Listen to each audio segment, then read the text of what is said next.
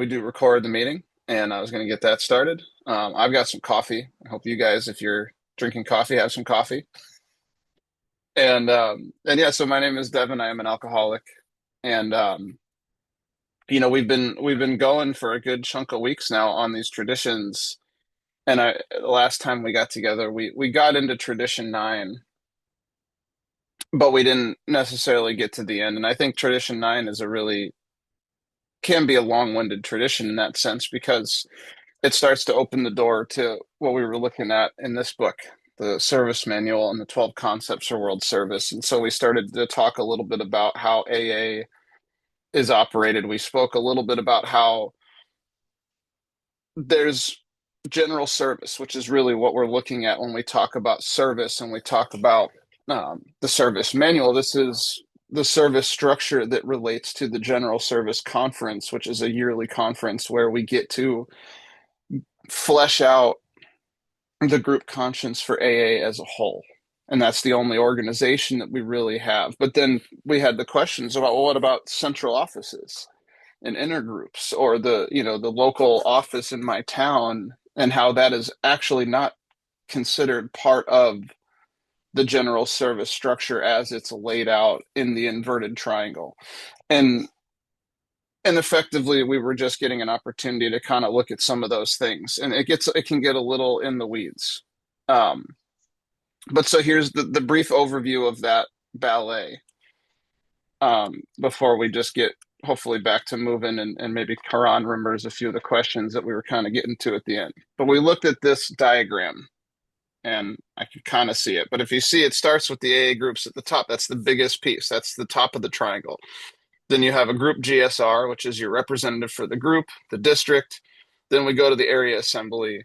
Then we get to the General Service Conference. Then way at the bottom, you see there's the Board of Trustees, and then these two little squares. And those two little squares are the two corporate boards, which are AA World Services, which is who prints the actual books, like the 12 and 12, the big book, this book. And then the other little circle is Grapevine, and they're the quote unquote meeting in print. Um, and so those are two corporations that are nonprofits, and the General Service Office, the General Service Board, is a nonprofit corporation in its own right, that oversees those two. And we have a board of trustees. Those board of trustees are 21 people. You have 7 non-alcoholic trustees and 14 alcoholic trustees on our board over here in US and Canada. And they are supposed to take direction from what is above them in the triangle. So the board gets its directives from the General Service Conference, which happens once a year. And the conference is composed of the delegates of each of the areas who are elected by the representatives of the groups and the district chairs. And so the hope is that we start to understand that the group is at the top, and that's what we mean by we have no organization. And so I'll just read once more for everybody what this short form of tradition 9 is, and we're probably only going to spend a little more time here, and then we'll move on to 10. But tradition 9 says AA as such ought never be organized, but we may create service boards or committees directly responsible to those they serve. And so what we mean by organization is, again, that we don't have a CEO. We don't have a president. We don't have one person that can, hey, we got a need for a new CEO, and the CEO comes in and says, we're going to make some big sweeping changes. You know what I mean? Like, that just doesn't exist here. That's what organization looks like in the corporate world. It's the actual pyramid of a triangle, where at the top you have the CEOs and the CFOs and the CTOs and the people that have big salaries and big titles after their names and private corner offices.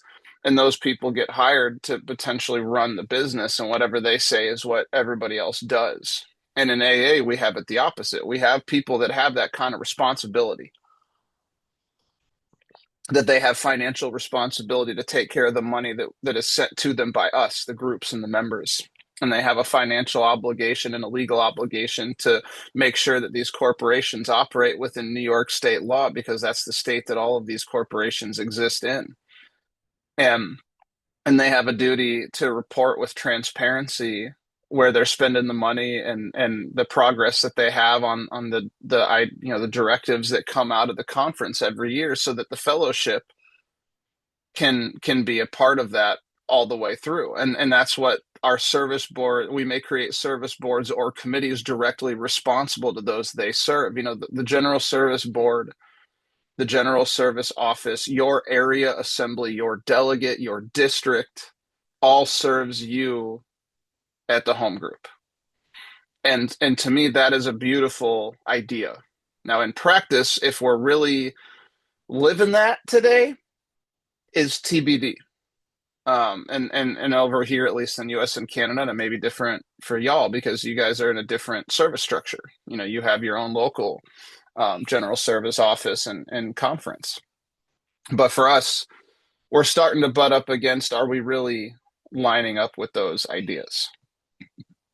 And it seems that for a little bit, we may have been kind of flipping that triangle right side up, where a lot of things that we might be doing seem to come from the board and from the office rather than from the fellowship. And so we're having to start asking some big questions over here. And it could be really interesting next 5 or 10 years to see how AA gets through this rough patch that it's been going through over here.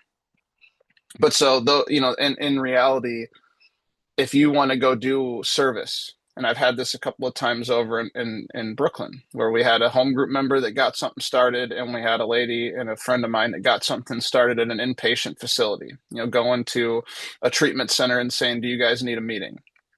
That was in the district that my home group's in. And they said, absolutely, we would love a meeting. And my friend went back to talk to the central office and said, hey, you guys have a commitment or a committee that's about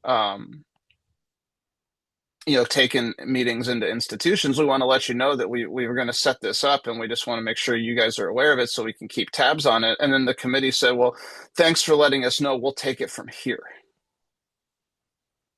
As if the committee was supposedly some kind of more powerful entity than the group or the member. And effectively, so my buddy that did all this work to make this connection to go and get this thing started, the idea was we're gonna have an institution within the local district of all of these groups, and the district was going to take on this commitment, and each of the groups that were local to that facility were going to be looking at bringing meetings in, so that we had different people that were all within the same area, basically exposing the people in this facility to the different messages or the different vibes of the groups around them. And we've had this idea or thing a couple of times with this particular chair, that the committee is more powerful or is more important. And I would just urge you to consider that this tradition says that those committee members and the committee chairs of the institution's commitment, they work for us. They're here to serve us as members. So as a member, you're at the top. And if you remember back to first tradition, our common welfare comes first. Personal recovery depends on AA unity. But in the long form, it says that while our common welfare comes first, individual welfare follows closely second. So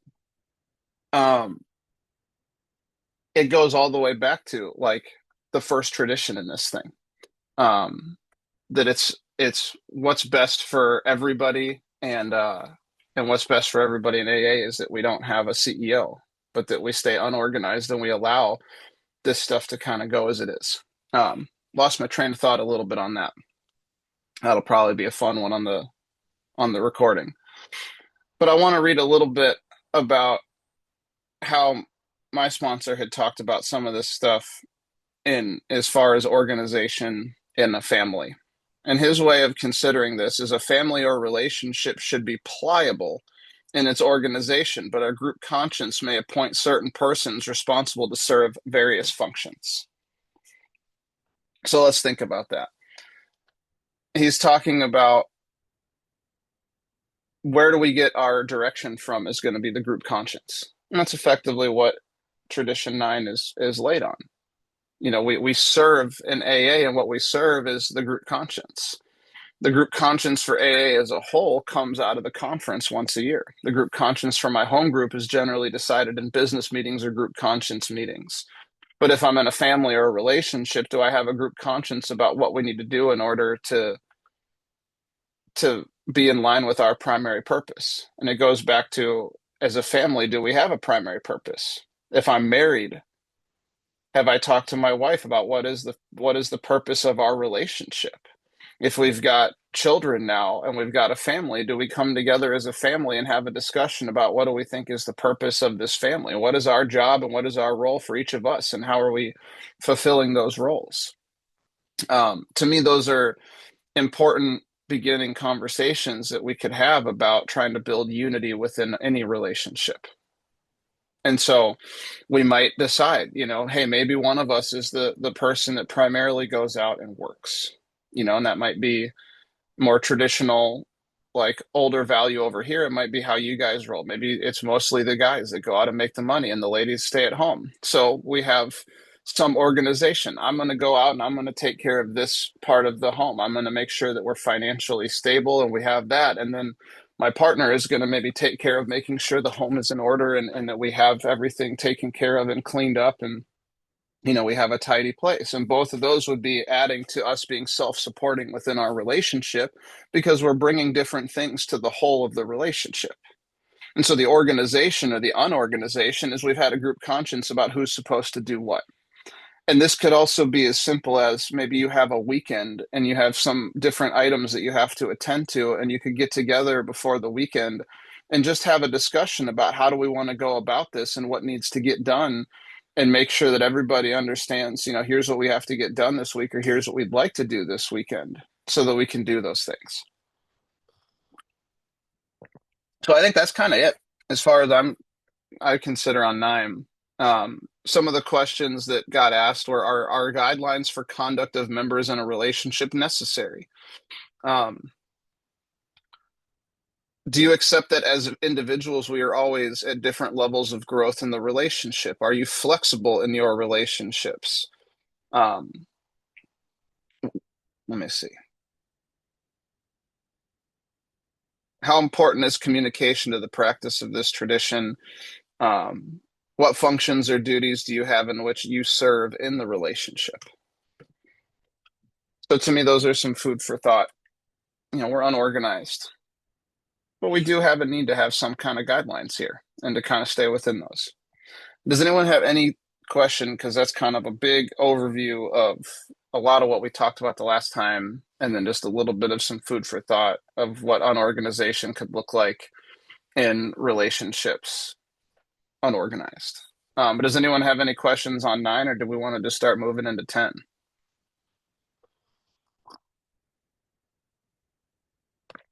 Go ahead, Lohit. Hi, Devin. Sorry, I can't turn on my camera because I'm driving. Uh, Thanks for that. One thing that came to my mind was the situation of one treatment center here in Hyderabad. We, kind of started that, and it's been going on for quite some time. And initially, the psychiatrist and the assistant doctor, they had given us guidelines saying that number one, we cannot, usually we start the sharing with a serenity prayer, so we can't do that. We can't do any sort of prayers. Second, we do not mention God in our sharings. For that matter, higher power as well.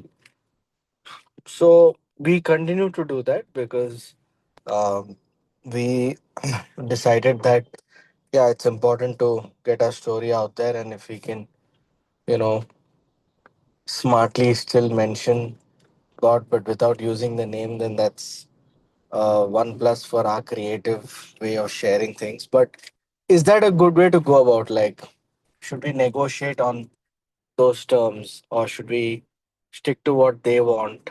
And is my sharing complete if I not mention God in it? So just a thought on that. A really interesting situation to be in. So let me just make sure I understand. So this is like a facility that you bring a meeting into. So it's not like It's like they No, said, we hey, would just go.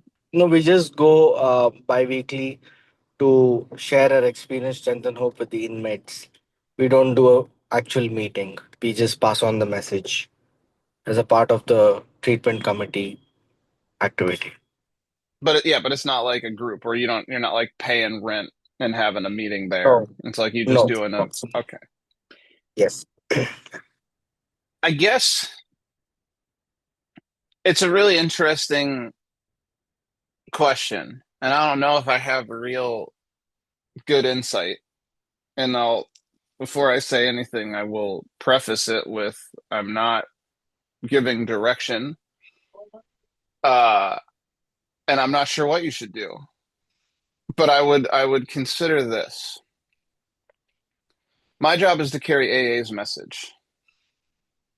And AA's message is the only solution we have is the power of the God of our understanding, is what's going to be able to save you from this obsessive and compulsive thinking and this physical Have you craving of have alcohol. the any drink? Um, Tell me please. and so Then we see broken. I think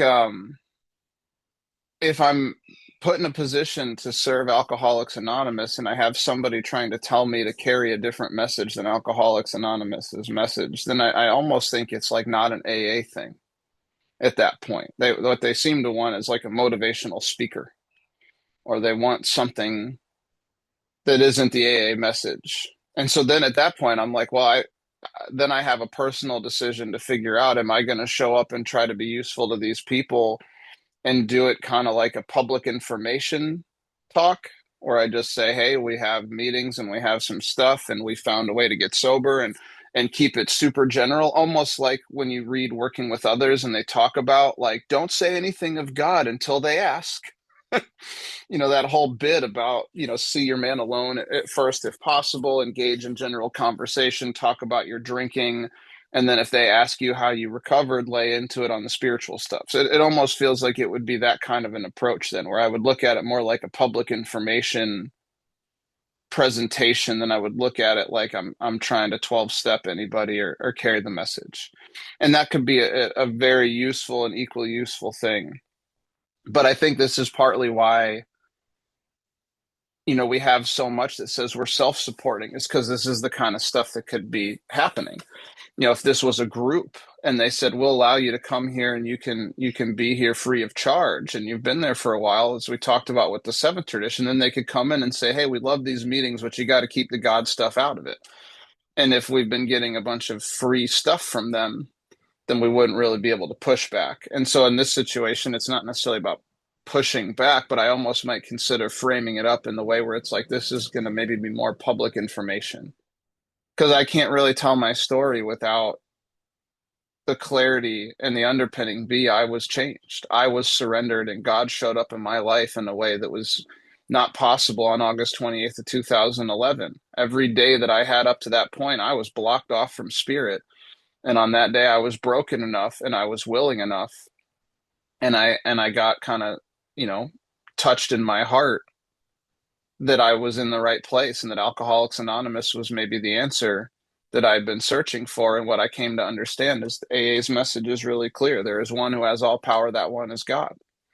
And my biggest problem is I don't know how to I don't know how to be connected to that power in a meaningful way that's going to allow my mind and my spirit to feel at ease. Because when my spirit's not at ease and I'm walking around sober and I've got this self thing driving me insane, then my mind is going to start obsessing about needing some relief.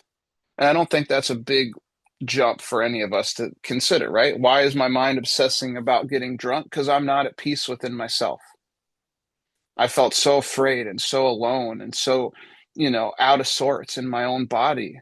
I'd be in a room full of people that seemed to accept me and I felt alone, or I didn't want to have anything to do with any of these people. I couldn't just feel like I belonged.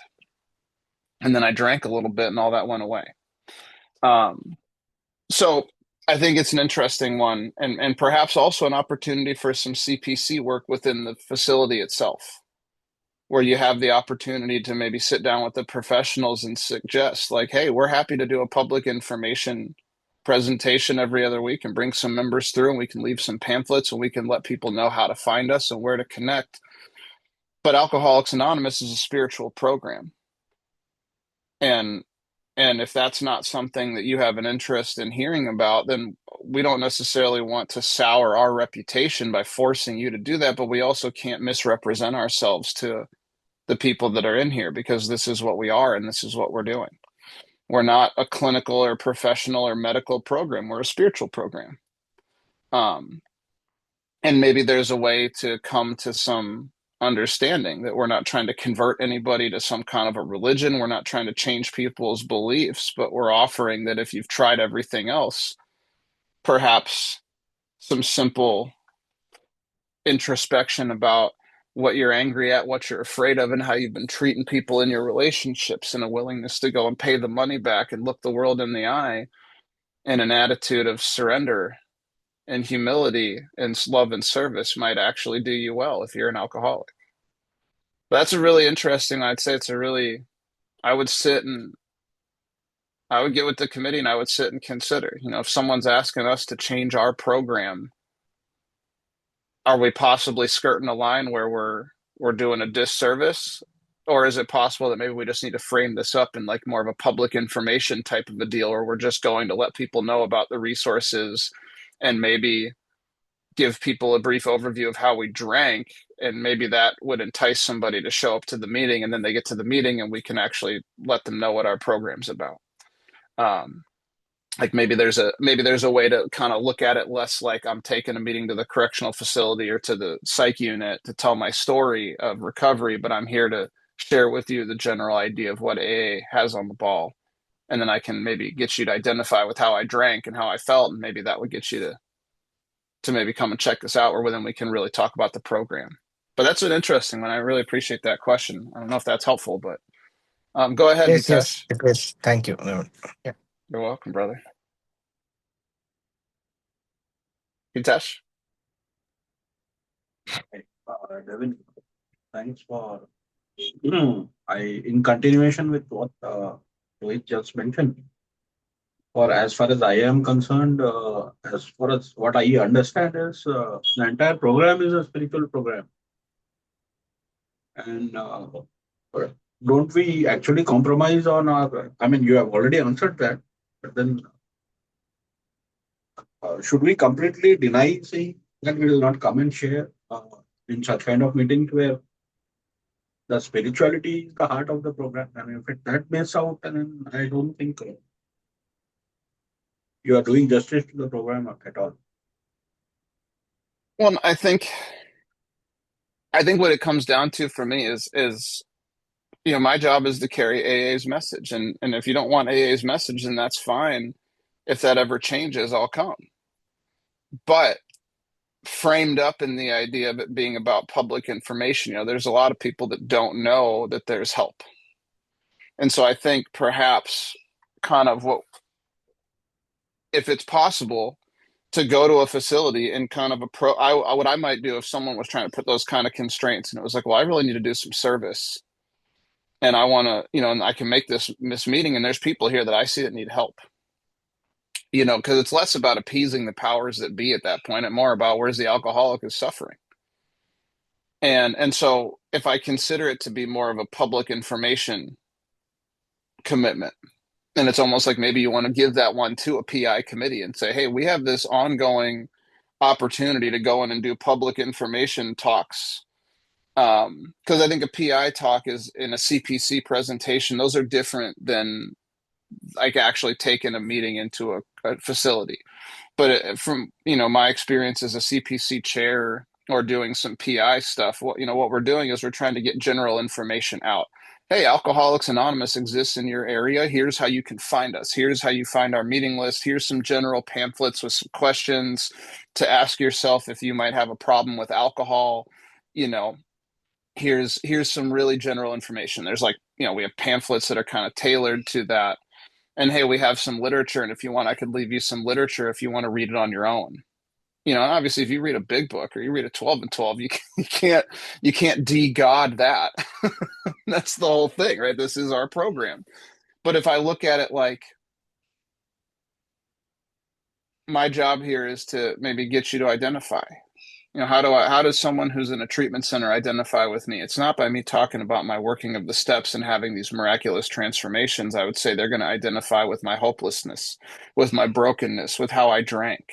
And so if I'm going into a place like that, I'm going to hopefully, that's where I'm going to be talking more about is I'll probably lead off talking about my inability to not drink and the problems that I had and see it more like, hey, like I've been sober now since this date, and all I can attribute to is this beautiful program that Alcoholics Anonymous has called the 12 Steps. And I learned about that by going to meetings and meeting other members of Alcoholics Anonymous and getting a sponsor and having someone who had some experience with this program taking me through that. And here's how you could find those resources. And then boom, what I'm doing now is I'm maybe getting somebody hooked in with the idea that they want to go and look for a meeting when they get out of this facility. And that way I feel like it's more general where I'm not talking about the solution, but I'm bringing it forward to say, hey, like this was my experience before I got to AA and the possibility of my life. And I was able to come in and meet some people that had really had that problem solved, and I was able to find some real help. And I don't think there's anything wrong, in my opinion, with saying, at the end of its day, what we found is that my real problem is I'm a completely self-obsessed person, that I'm super self-centered and I'm super selfish, and the tools that we have are tools that are designed for us to be able to get a look at what that is and to realize that we don't have the power to change ourselves. So we come together and we do pray and we do get quiet and try to meditate, and we have a process of self-examination here that's part of our daily living. And, I would say those are general ways to bring that up. And that could be potentially useful under the lens of it being like a PI commitment. But if you're going to tell me, I mean, so our buddy Chris, you might have heard of Chris from Texas. Him and his brother Myers have been all over the place for a long time. And they got asked to go speak at, some flown somewhere to do something. And they get in the car, and the guy picking them up at the airport said the same thing. He goes, hey, this is really cool that you guys are here. We just want to let you know that we're not really big on the God thing. So we're going to see if you guys can maybe not talk that much about the whole God thing. And Chris was like, well, you can turn the car right around and take us back to the airport because that's all we got, buddy. And then he started sputtering, was like, but it was like, man, you flew us out here to talk about AA. You're trying to tell me how I'm supposed to share my experience of Alcoholics Anonymous. That's not going to work, dude. So some of it is, without having an ego, people, it's like to love professionals, but to ask them to stay in their lane. And a little of that can be difficult and really, really hard. So I think maybe an effort of some CPC where some people could go and sit down with the people that run that facility and say, hey, this is what this is. They might have a complete misunderstanding about what higher power and God is.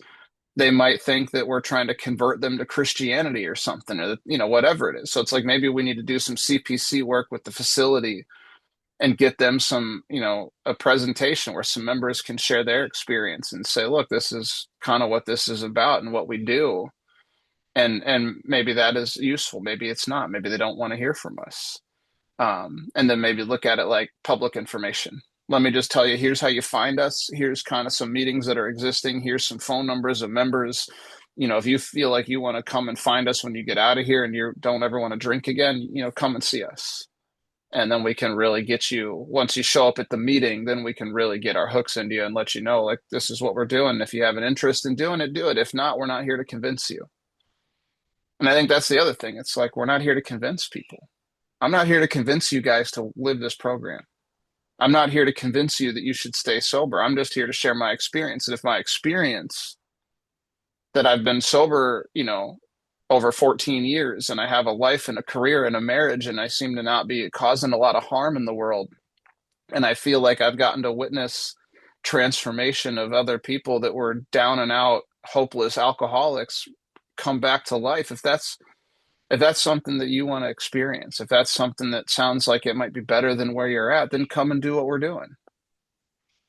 And if you have another way that you want to go do it, go do the other way. I've got a couple of guys right now that are burning their lives to the ground for the last couple of years with sober longer than me.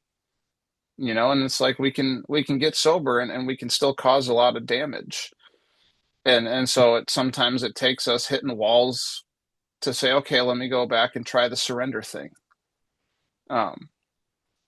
Let me get Karthik in here too because he's had his hand raised. Really interesting questions. I think. Can I Oh, go ahead. yeah. So with respect to tradition 9, uh, area committees for that matter, I don't know about other committees. I've just had few experiences with the area. Now, which are those decisions where each and every group members would vote, uh, which forms the committee? Or is it the committee members who takes a group conscious?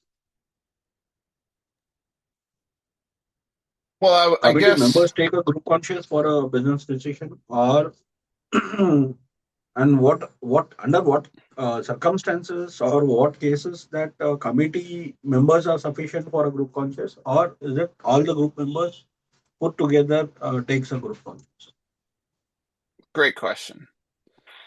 So what I'll try to do is I'll share a little bit of like the life of an agenda item over here.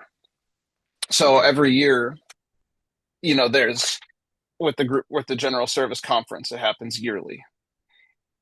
Every one of those committees that you see at your area, there's a corresponding conference committee. And then outside of the weekly conference, then the trustees have those same committees. So like we have a corrections and treatment or a corrections committee, a literature committee, a public information cooperate. We have all these different committees, finance.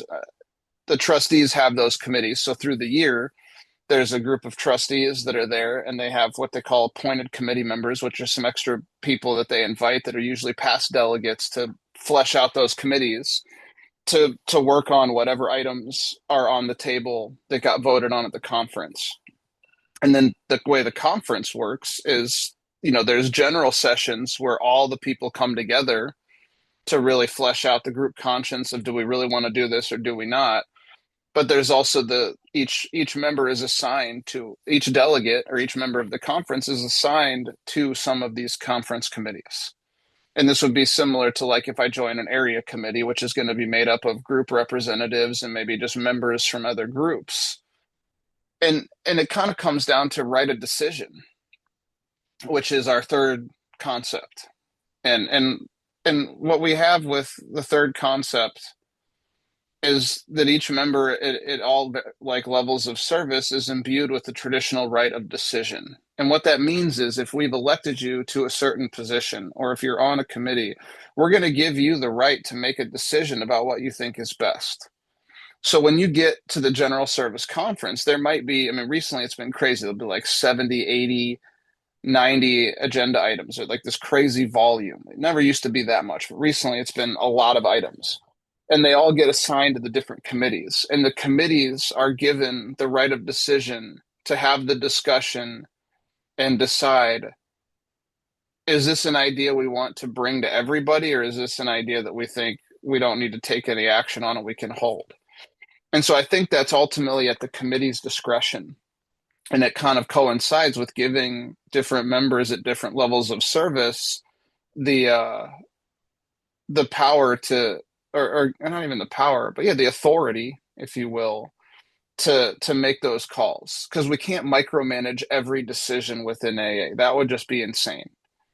Um, and that's one of those where it's like, hey, we trust God showing up in the informed group conscience. So that committee, if there's an item on the table at the committee and they actually follow the blueprint of how AA does business, which is to take it somewhat slow, to make sure we hear from everybody. We don't make a bold, fast decision. We really have an open mind and an open heart, and we listen to everybody.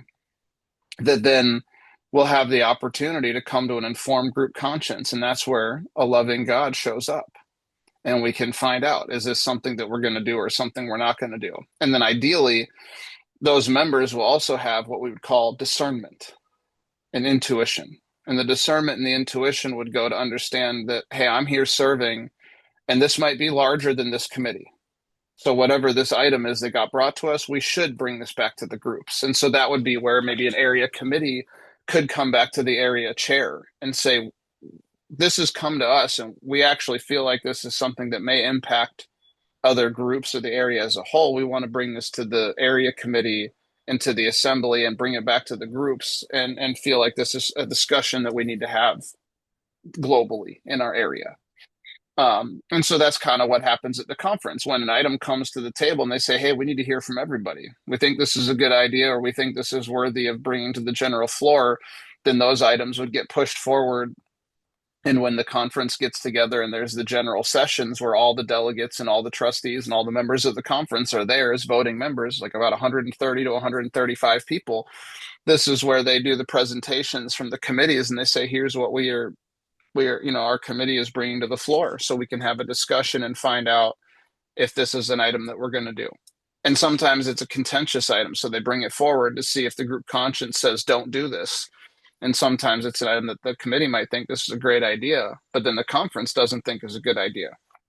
So I don't know if that answers the question, but I think at the end of the day, it would be if an item comes to an area committee, then it would ultimately be the committee's responsibility and the committee chair's responsibility to kind of have some discernment on, is this something that we just decide, or is this something that's bigger than us that maybe we should try to get some insight from the area itself and from the GSRs and be able to take it back to the groups? And can we wait a month or two until we move forward, or is this something that has to happen now? And typically an AA doesn't have to happen now. So, I mean, in this circumstances, don't you think it's not coming from the group directly, and there is a blur out? I'll answer where the your committee question. is, I'll answer your question. So let me answer your question. Go ahead, Karthik.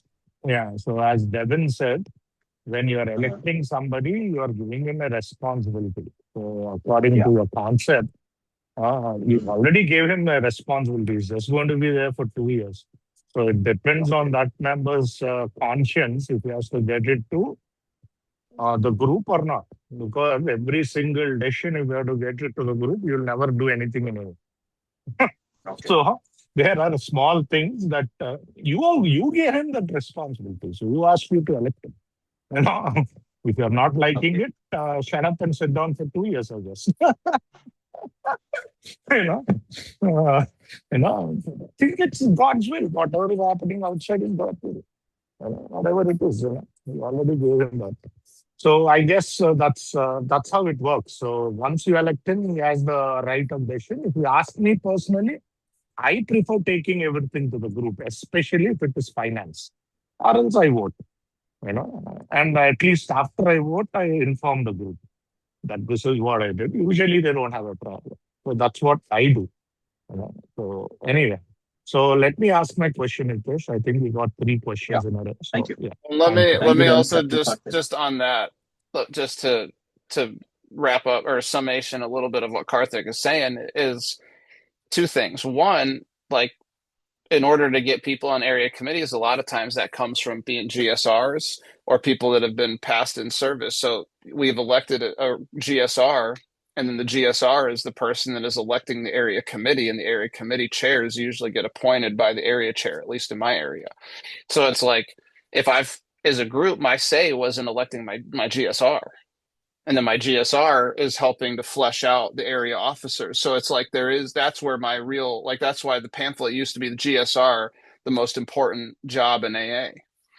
Because it's like, that's where my group gets to first have its conscience heard and participate. And then as a member, you can go and join those area committees. And if you have an interest in it, go get involved.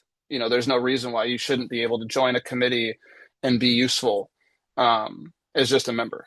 And then you can be a part of some of those. So if you have an interest in any of that stuff, go and get involved. Go ahead, Karth. Yeah.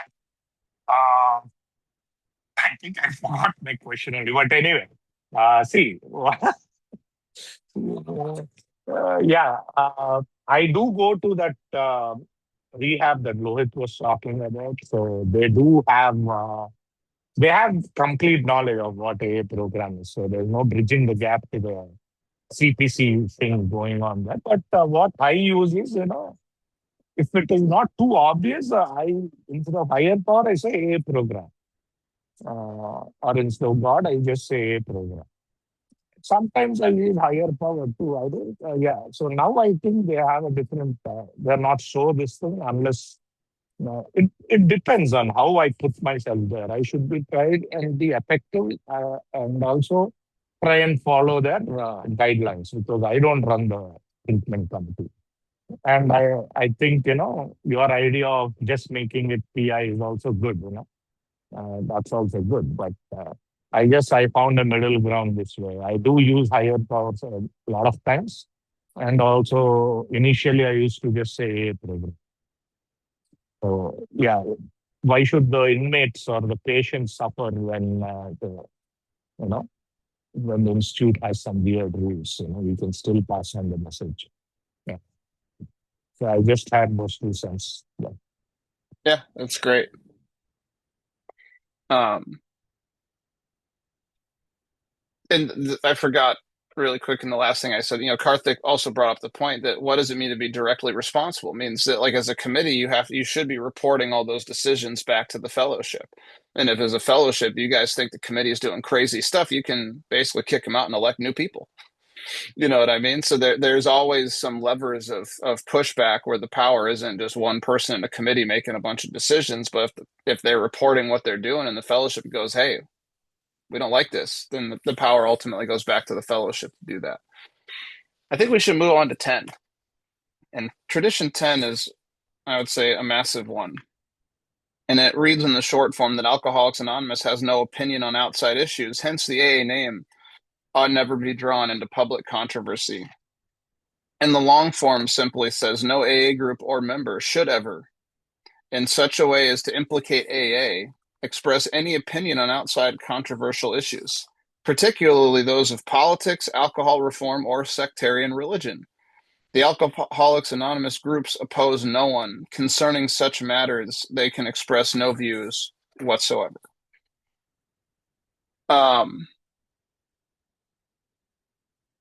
I feel like this one goes hand in hand with our fifth tradition that we have one purpose. And I think back to this idea that alcohol is discriminates against no one. That it doesn't, cancer doesn't want to know where you come from, what kind of socioeconomic background you have, what color your skin is, what kind of childhood you had, if you have money in the bank, like if you get an illness like Parkinson's or Alzheimer's or dementia or something like cancer, anybody's susceptible to that.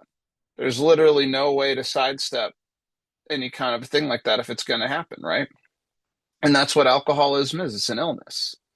And so what's the fastest way for us to become less effective is to go and take a position as a fellowship on some of these outside issues that could be controversial, like politics, religion, current events, alcohol reform. So we don't have an opinion, and we need to work really hard as AA members to not have opinions on those things because that's what could tear us apart.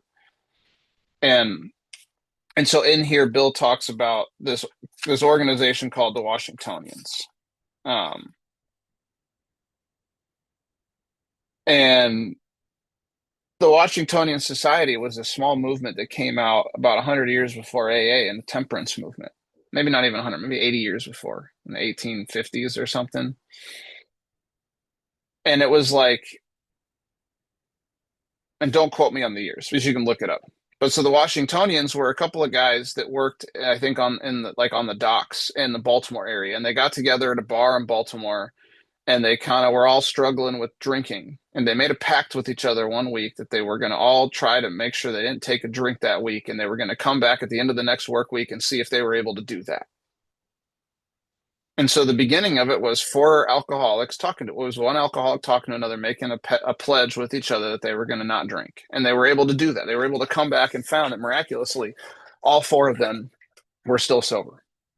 And so the Washingtonians began is kind of a part of this temperance movement that was happening in America where people made a decision to not drink it. But then they started signing up people, and it went to like 150,000 people in the course of like 2 years. And at that period of history in this country, that was a massive percentage of like total people and population over here. So this thing blew up like wildfire, and you had people like Abraham Lincoln signing on to it. And you had all these big politicians and big figures, and everybody was becoming a member of this society just by kind of like writing down and taking this pledge to not drink alcohol.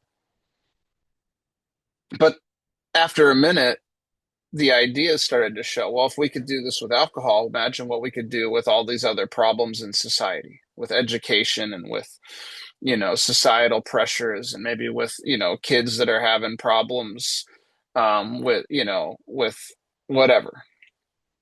We're going to fix all these issues, and we're going to go out and become, this really altruistic movement that's going to help everybody. And the problem was, they would have these, political speeches going on, and there was all these, this division amongst the country still, and you'd have two members of the same organization up there arguing with each other, and certain people, everyone in the audience was almost a member of the organization, and they would be picking sides, and ultimately the movement couldn't decide what they stood for and what they were about. And within about 4 years, this movement that was this massive rise to massive population dissolved.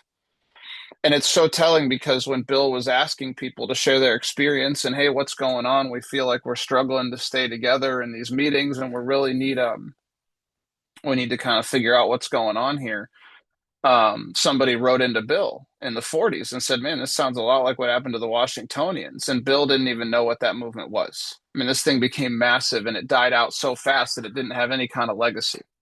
And so the fact that less than 100 years later, that this whole organization could basically be shut down into nothing and so irrelevant by that time was pretty amazing. And so I'm pulling up what Karthik, it was 1840. And they were gone. Let's see if it gives us when they were gone. I mean, they were gone so fast, and you can see, like, this is how little is written if you click on that Wikipedia link. I mean, this really came and went super fast, and it blew itself up and became irrelevant super quick. And so our job as AA is to, part of that then was to really be mindful of, well, how did they pull themselves apart? They didn't have a primary purpose. They didn't get a fifth tradition in place like we have. They started to get interested in all these different avenues of trying to help society, and everybody started picking sides, and the whole thing blows up. One of the things that Bill writes here, he says, let us reemphasize that this reluctance to fight one another or anybody else is not counted as some special virtue which makes us feel superior to other people. Nor does it mean the members of Alcoholics Anonymous, now restored as citizens of the world, are going to back away from their individual responsibilities to act as they see right upon issues of our time. But when it comes to AA as a whole, that's quite a different matter. In this respect, we do not enter into public controversy because we know that our society will perish if it does. We conceive the survival and spread of Alcoholics Anonymous to be something of far greater importance than the weight we could collectively throw back at any other cause. Since recovery from alcoholism is life itself to us, it is imperative that we preserve in full strength our means of survival. So, and it says, let it be noted too, that there were almost always, oh, never mind, this is a different idea. But so, the lesson to be learned from the Washingtonians was not overlooked by Alcoholics Anonymous. As we surveyed the wreck of that movement, early AA members resolved to keep our society out of public controversy. And so it's about self-preservation. Now, there's ways we can look at this as individuals too, within AA. Over in America, like where I'm at, there's a lot of elections, and recently it's been really contentious. The last 10 years or so, it's been really contentious, right? A lot of strong opinions on both sides of the political spectrum out here. And so I would offer this, there's certain, campaigns come out with t-shirts and hats, and there's bumper stickers and all this kind of stuff. Well, if I show up to my group wearing effectively one of these political items, whether it's a t-shirt with a slogan or a hat with a slogan or whatever, for me personally, now this isn't everybody, but for me personally, that would seem like I'm kind of violating this tradition because I'm coming to Alcoholics Anonymous, where other people are going to show up expecting it to be Alcoholics Anonymous. And Alcoholics Anonymous says we don't have an opinion on outside issues and we oppose nobody. But if I'm walking into a meeting in a really contentious political climate and I'm effectively broadcasting that, I could push people away. Now, some people will even take this as far as, do you wear religious cross necklaces? And I think that gets a little silly because you're allowed to have personal beliefs and you'd be allowed to have personal beliefs on the political spectrum as well. So it's not necessarily saying that this is what the tradition suggests.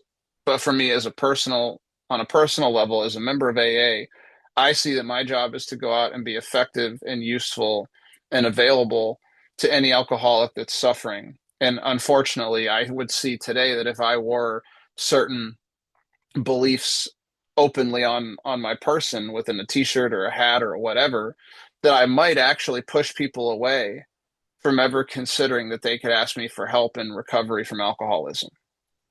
And to me, that is a personal level that I have looked at. So maybe not other people may not consider that to be helpful. But for me, it's an important thing because I don't want to push anybody away. And I've been able to be helpful to people that have wildly different beliefs than me. And the goal here is that when, I think the reason for that is because this tradition shows up in how I sponsor, it shows up in how I just try to be as an AA member. I try not to have opinions on anything that's going on outside of here. I don't have an opinion. Your conception of God is an outside opinion or an outside issue. My personal conception of God is kind of an outside issue. It's my own personal experience of spirit. What I think is right or wrong in this world, my moral compass on some level, I would say, starts to be an outside issue. Now, obviously, we talk a lot about these things within our recovery, and I think that's fine. But and here's one of the considerations. It's a big one, and then I'll get to Karthik. When I introduce myself in AA, I'm just an alcoholic. I have a lot of experience with using certain drugs. I was an IV drug user by the time I was 18 years old. I can qualify for a few other fellowships as a drug addict. But when I'm in Alcoholics Anonymous, that is an outside issue. That does not matter to anything that Alcoholics Anonymous is doing because Alcoholics Anonymous is dealing with alcohol and alcoholism. And alcoholism is defined by being powerless over alcohol. Now you can get to the semantics beyond that and say, well, it's a spiritual malady, and and a lot of people will kind of look the other way, but that would be an outside issue, and that would be a singleness of purpose consideration. Then I'm just here to talk about my relationship to alcohol. It doesn't matter that I might have a food problem or a money problem or a gambling thing or a sex thing. In AA, those things maybe don't matter. They're all other issues.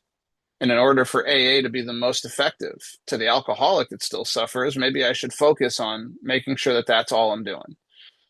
And so that can be difficult. And it doesn't mean to censor ourselves and not talk about our experience. In Dr. Bob's story, he talks about for 15 years, he wrote himself prescriptions for all kinds of medication and was taking all kinds of over-the-counter medication, and Bill talks about being prescribed sedatives to help steady his nerve when he was going through alcoholic withdrawals. These guys weren't just drinking alcohol every day. There was also drug use going on in their lives, and they talk about it. So it's not about not being able to say that I struggle with other things. But to me, it would be about, keeping some of those opinions. Here's something I hear a lot. Some people have started to talk about their nicotine use or coffee drinking in AA. And I would say, hey, that's great if that's a decision you want to make personally, but that has nothing to do with Alcoholics Anonymous. That doesn't have anything to do with sobriety from alcohol. That might have something to do with your overall, physical health and your ideas of what that's supposed to look like, or family members are asking you to address those things, but that doesn't really have any real bearing or importance in an AA meeting because there's plenty of alcoholics are going to drink tons of coffee, guilty. There's plenty of alcoholics that are going to still do nicotine, and smoke cigarettes. I smoke cigars. I'm not here to become some kind of completely zened out, not doing anything, any chemical substance kind of person. I'm here to recover from alcoholism. And what's going to make sure that AA as an organization is available to the most alcoholics is that Alcoholics Anonymous doesn't take any public opinions, that we're not out here, inquiring or putting our stamp on, we agree with this social movement or we agree with that, alcohol reform idea. And there's a great story about this, which is,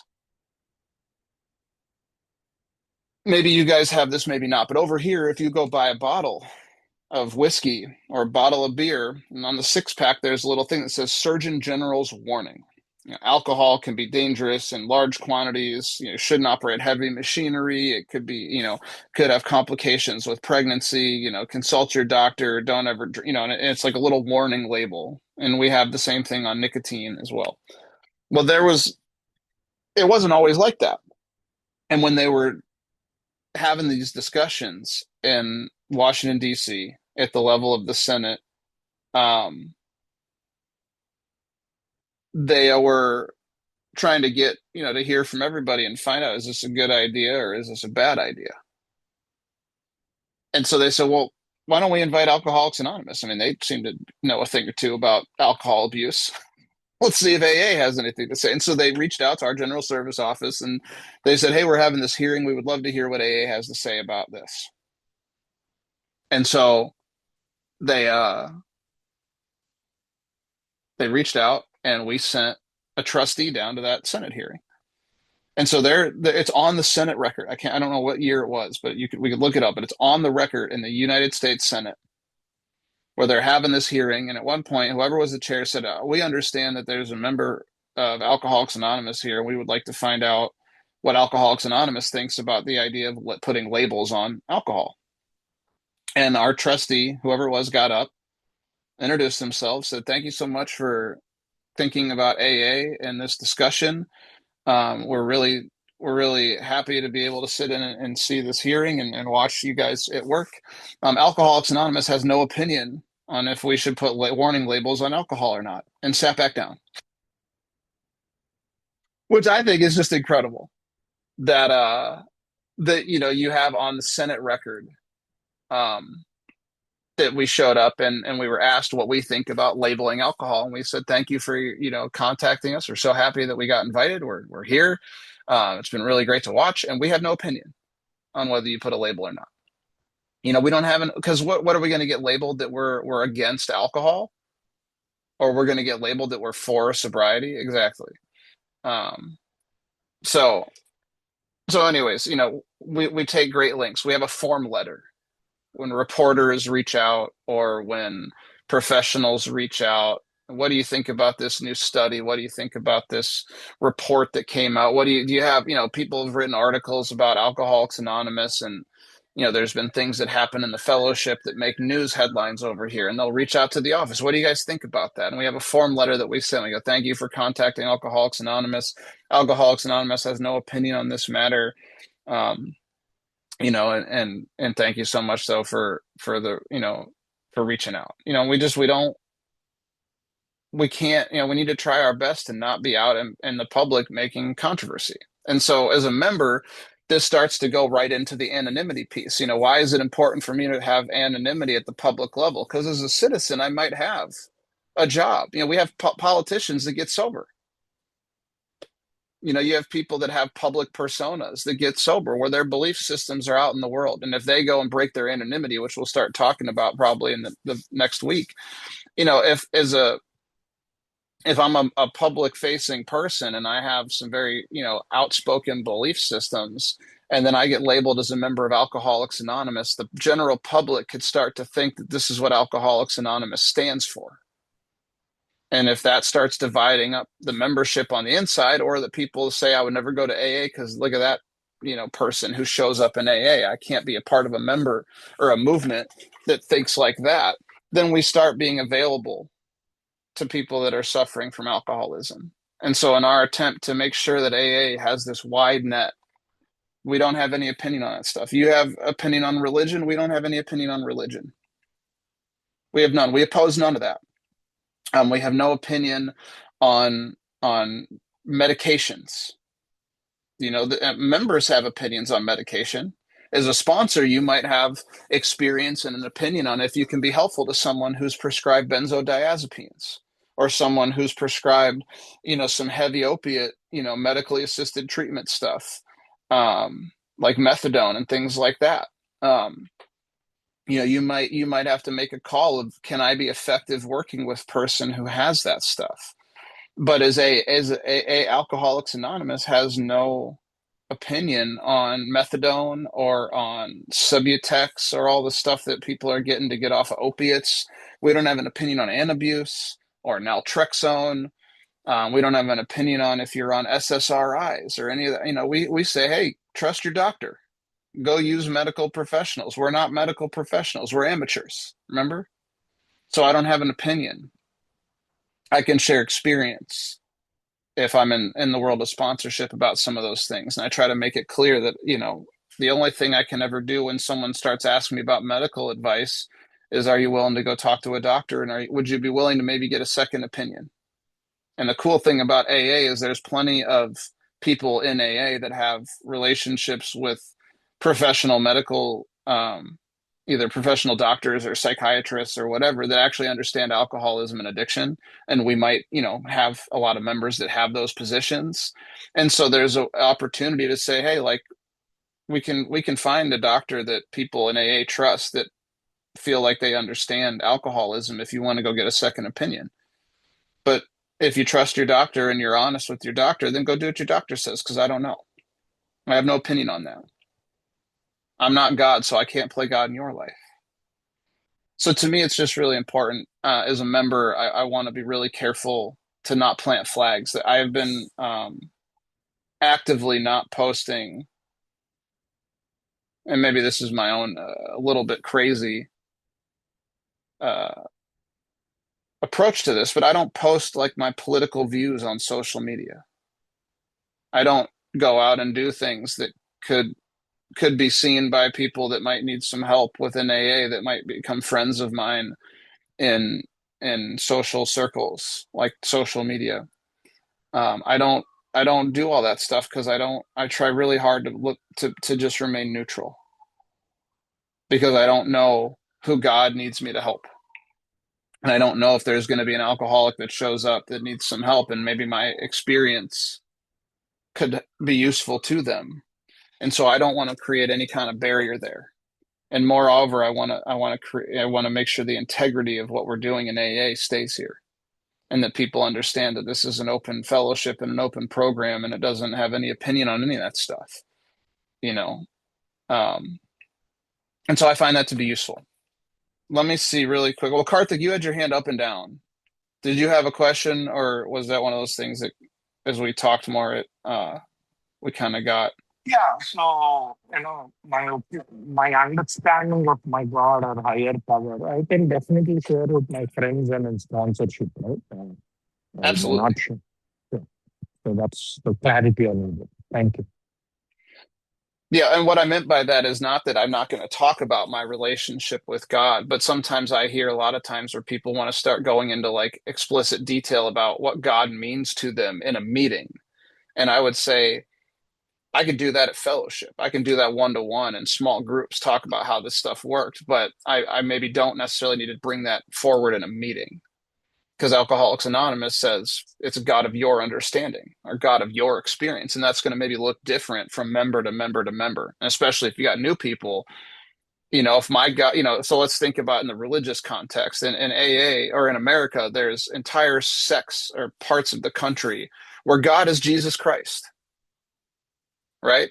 And so you'll have parts of our country where that's totally fine. Everyone's like, man, and Jesus really saved my life. And it's like usually in the South, the Bible Belt vibes. And if you came to New York City and you started saying, Jesus, and you're praying to Jesus, you're going to get yelled at.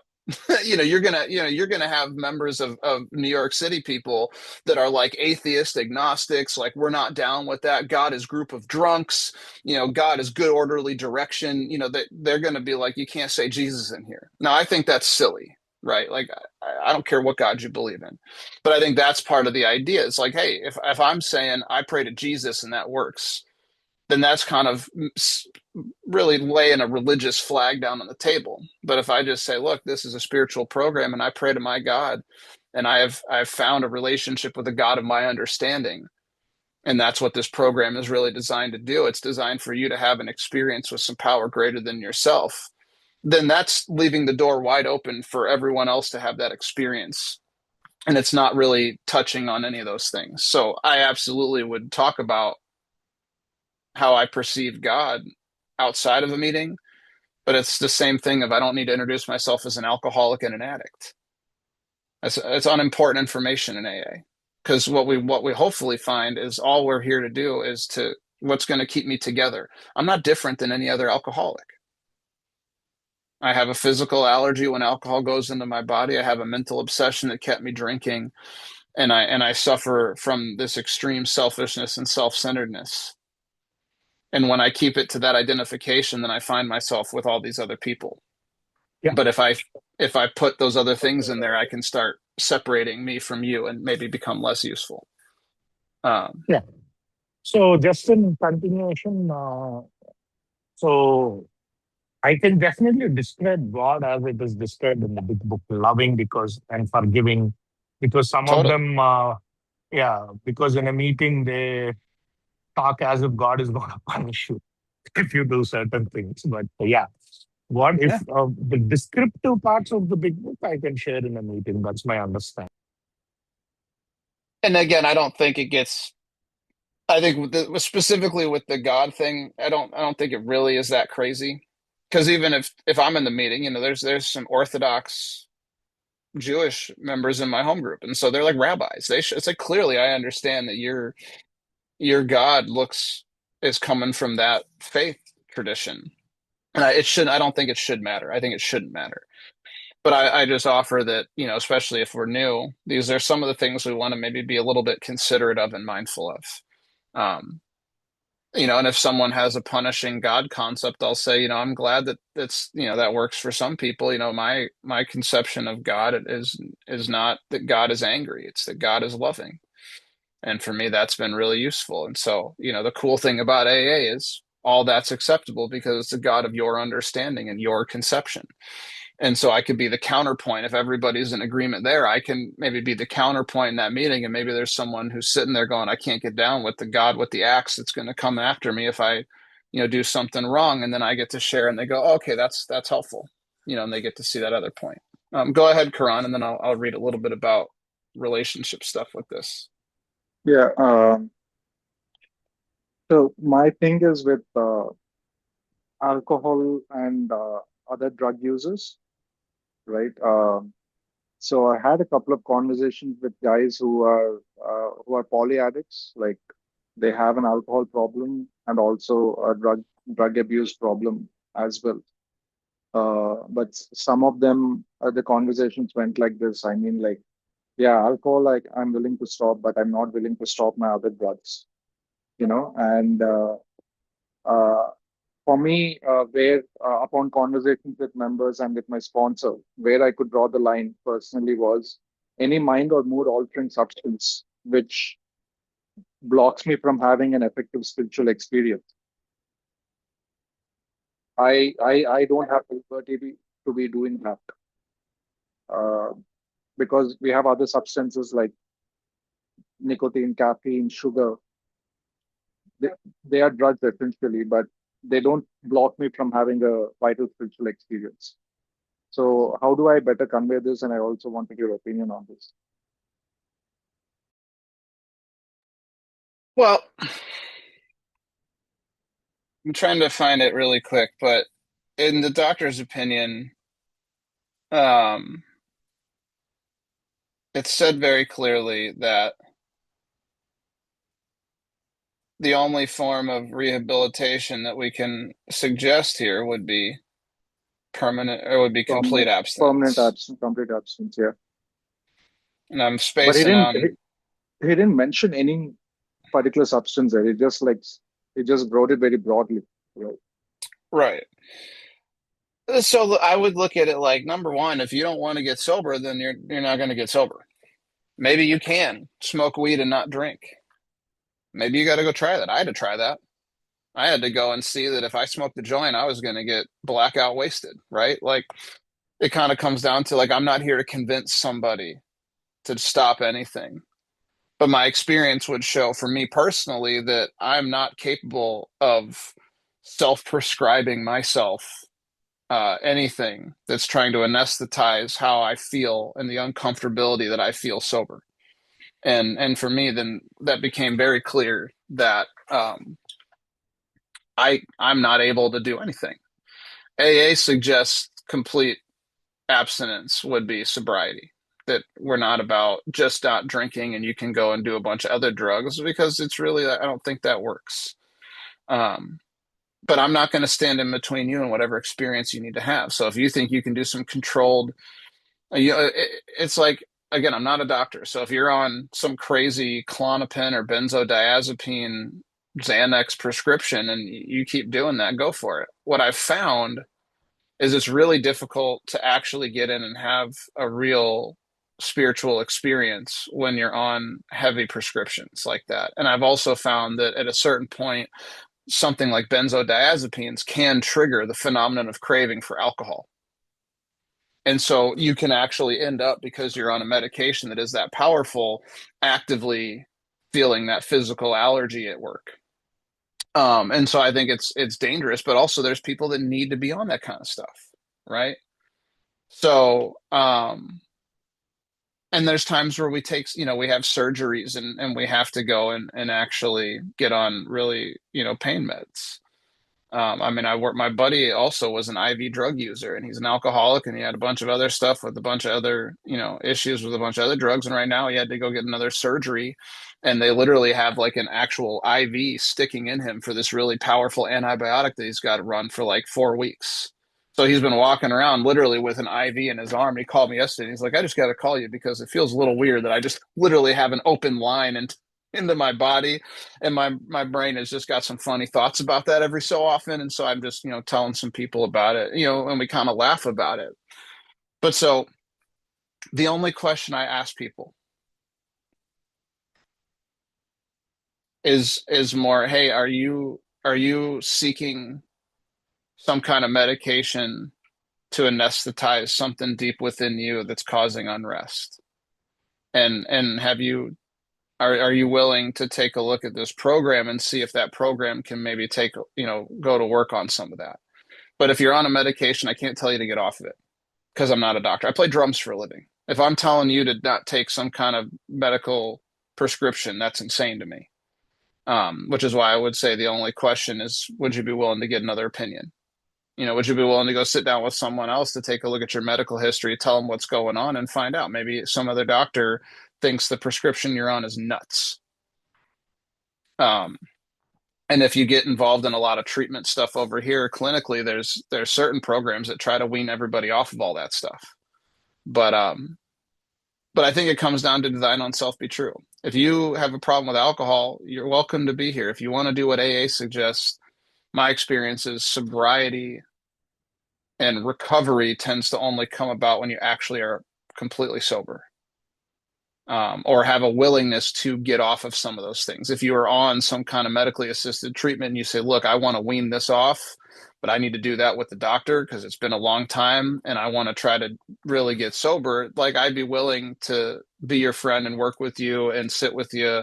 And when you start to really get weaned off of this stuff, then I think we could do some real work together. But you might need a friend for a little bit before you could do that.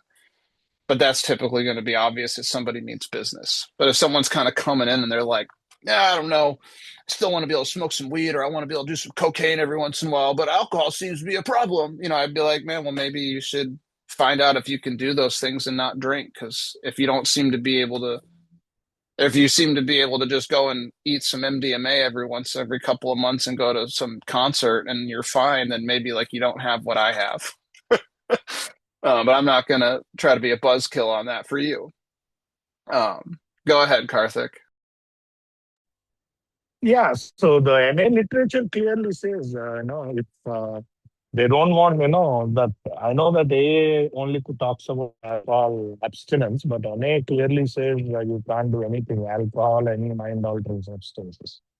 So, yeah, I guess that can be used. But again, whoever is saying that really doesn't have a desire. I think it comes down to your motives. Look, if your motive here is to cut corners and get one over on people, then like you're still completely consumed with self. And I don't know if you're at a surrender experience. When I was done, I was done. It became apparent to me that I was going to kill myself or I was going to die. And there was a part of me that wanted to live and I was willing to do anything. And I saw after a couple of months of trying to get sober that it was not going to be possible for me to move forward in this world if I was intoxicated in any way. And I'm grateful that that was the vibe. I want to read this really quick and then I'm going to have to jump shortly, but this is really about controversy. And so Mike's writing of this is a relationship should avoid heated controversy. That heated controversy is very dangerous to a relationship, and controversy is usually fired up by some form of fear. Some of the byproducts of heated controversy are power-driven anger, resentment, closed-mindedness, breaks in general communication, and even damaged or destroyed relationships. And so this would be the idea that what we're trying to avoid here in any relationship is heated controversy. I couldn't think of anything that really sounds like the opposite of unity than heated controversy. And so that would be something to be watching out for. Am I actively engaging in making controversy in my home? Am I actively engaged in arguments and putting, people on one side versus the other? And some of the questions that get asked are, do you often have heated controversy in your relationship? How can feelings change the whole nature of a discussion, throwing it into heated controversy? How do heated controversies affect you physically, emotionally, or spiritually? Do you need your partner to see and feel the same as you on any issue? Do you hold grudges or carry arguments over from day to day or week to week while still trying to convince your partner of your idea? And a lot of this stuff, it's like, can you accept that you may be wrong in a situation? Do you use steps 9 and 10 to try to heal the damage done to you by your relationships? How important is it for you to be right? A lot of it comes down to, am I willing to practice this program in all my affairs? In the 10th step in the 12 and 12 bill writes that if I'm disturbed, that means there's something wrong with me. Do I see that as true? So if I'm walking around disturbed in the relationship, am I willing to pause and take a look inward before I just jump into trying to fix something or lay into my partner? Do I bring, and it's like, so what is our primary purpose for my marriage? And if I'm bringing a bunch of other stuff to the table, trying to change my partner or impose my views on stuff, is it possible that's me bringing a bunch of outside controversy and potentially heated controversy to the table in my marriage? Am I doing that at work? Am I bringing a bunch of outside issues to the discussion at the work meeting? And is it possible that that's actually stopping us from being effective in what we have to do is in our job? So I think that's kind of it. I do need to really jump. So maybe we can, unless there's other questions, maybe we can just pray. And my thought is, because the next 2 weeks after next week, February, the first 2 weeks, I'm kind of, well, the first 3 weeks in February, I'm basically like incapacitated. So my feeling is next week we can really go through 11 and 12 and talk about the two sides of anonymity. And then we basically wrap this thing up. And I think that could be a great discussion. But so hopefully we can just wrap this up in the next week. But I'm going to stop the recording unless there's any other questions. Any other questions? Anything else on 10? Looks good to me.